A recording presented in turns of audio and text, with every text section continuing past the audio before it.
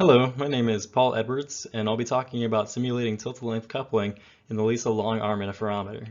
I've been working closely with my co-authors at both University of Florida and AEI. Let's start with what tilt-to-length or TTL coupling is. Tilt-to-length coupling is expected to arise when small misalignments between the test masses and spacecraft optical elements couple with angular jitter of the spacecraft itself and contributes to the overall longitudinal readout. TTL noise is itself a critical noise source, which can be seen in the noise budget graphic to the right.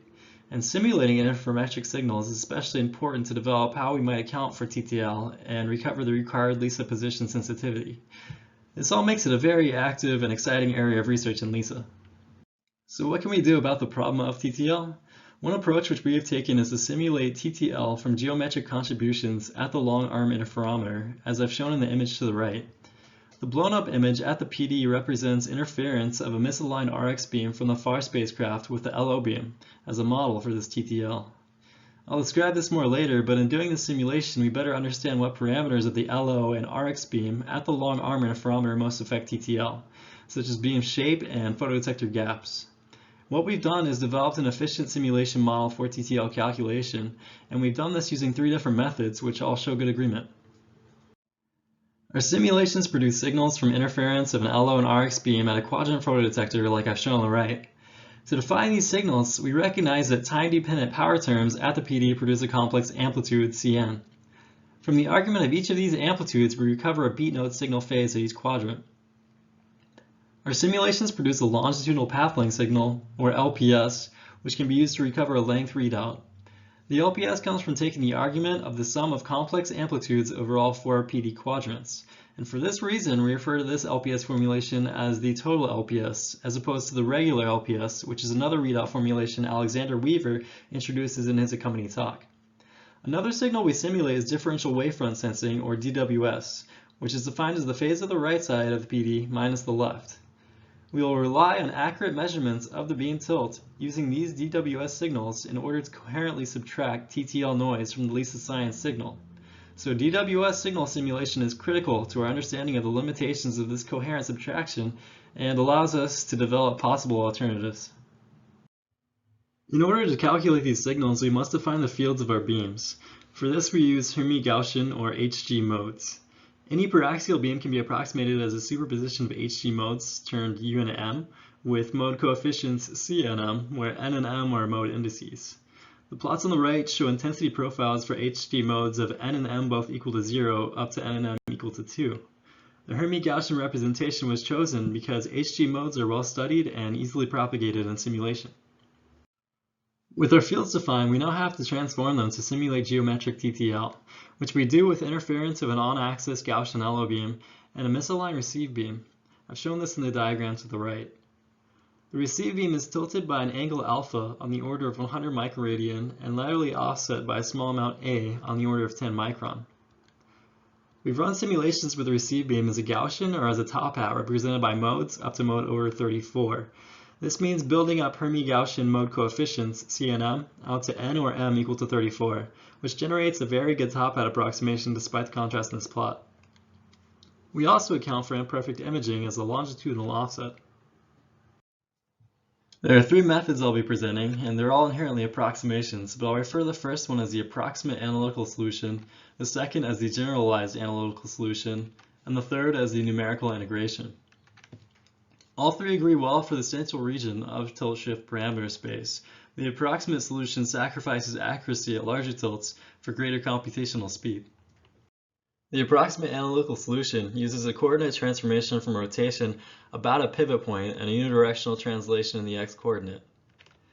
It works by Taylor expansions and the misalignment degrees of freedom, shift and tilt. Then signals are produced from the analytical solution of integrals at the PD for on-axis modes. Here's a simplified example of how this works, and the key idea is that mode coefficients of the beam are updated after Taylor expansion. For instance, a Gaussian beam which has been shifted by a small amount A in the x direction can be approximated as a superposition of 1, 0, and 0, 0 modes. You can see this approximately Gaussian beam on the left shifting place as the 1, 0 mode coefficient in the next plot changes. Changing the sign and magnitude of the 1,0 mode coefficient changes the length and direction the resultant Gaussian is shifted by. Another interesting example is that if we change the phase of the 1,0 mode by using a small imaginary 1,0 coefficient, the resulting beam would be a Gaussian, which is rotated rather than shifted. So just from these examples, you could describe a Gaussian which is either rotated or shifted, but not necessarily both.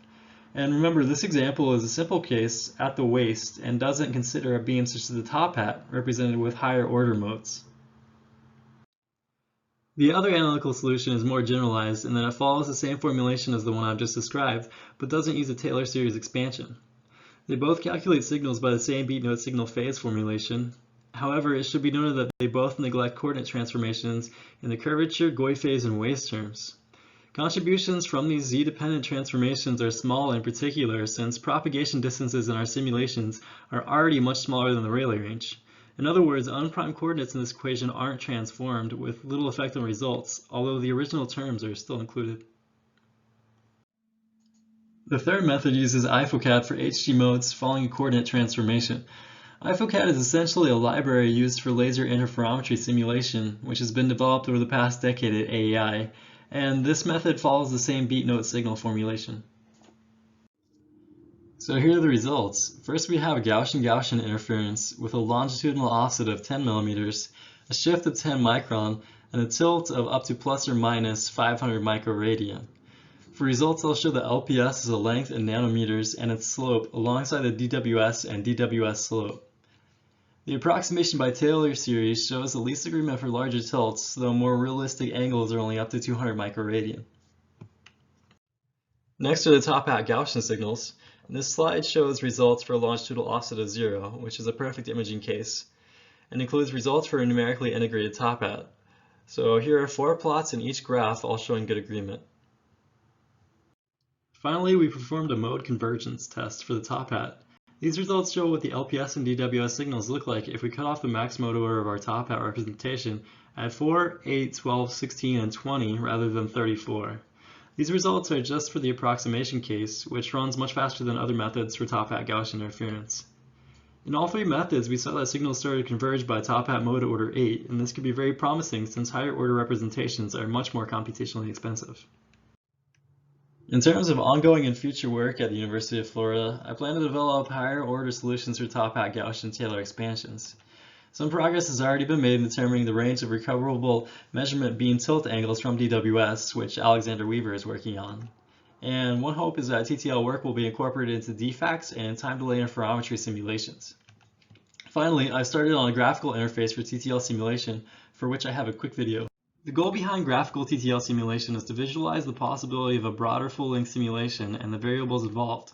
What I've done is drafted a layered picture of the full constellation and its relevant components. The largest boxes represent the 3 spacecraft, and the smaller represent the MOSES, telescopes, optical benches, and so on, and their components. This image can then be dropped into simulation software, such as LabVIEW here, and serves as a scalable framework to hold parameters for large-scale TTL simulation. Finally, in LabVIEW, I can run a TTL simulation script I've already written, such as this, which plots LPS from a Python script as it reads in randomized misalignment parameters. That concludes my talk, and thank you for watching.